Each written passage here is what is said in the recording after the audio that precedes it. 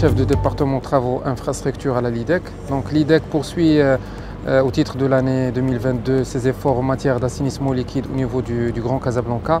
Pour cela, donc, un projet a été lancé au niveau du secteur Hi Hassani, plus précisément au niveau de la zone Ferrara Hi Louifaq.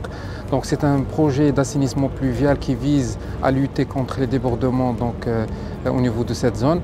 Le projet a un coût de 25 millions de dirhams hors taxe avec un délai prévisionnel de 12 mois. Donc ce projet, comme on le sait, donc cette zone est caractérisée par une pente très importante.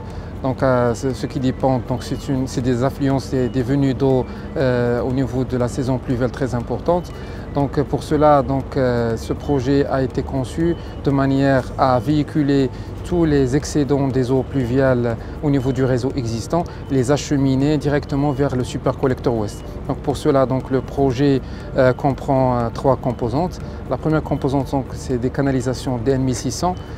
Sur deux parties, donc une partie sur 460 mètres linéaires, une autre partie sur 60 mètres linéaires. Donc les deux, ils se rejoignent au niveau d'un puits profond de diamètre 8 mètres avec une profondeur de 30 mètres, donc lequel est relié via une galerie de liaison au supercollecteur ouest. Donc le système, il va permettre d'éviter, de lutter, de réduire les débordements au niveau de la zone Louifaq et Ferrara et permettra de retenir ces eaux et les acheminer directement et rapidement vers le supercollecteur ouest. Il faut rappeler à ce titre que l'IDEC avait fait plusieurs projets structurants les années précédentes. On rappelle juste les projets HV et mis en service pendant l'année 2021.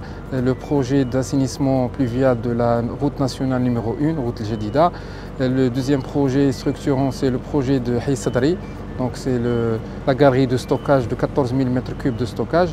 Et le troisième projet, c'est le renforcement du canal de Lure le long de la trémie des El Mouhed.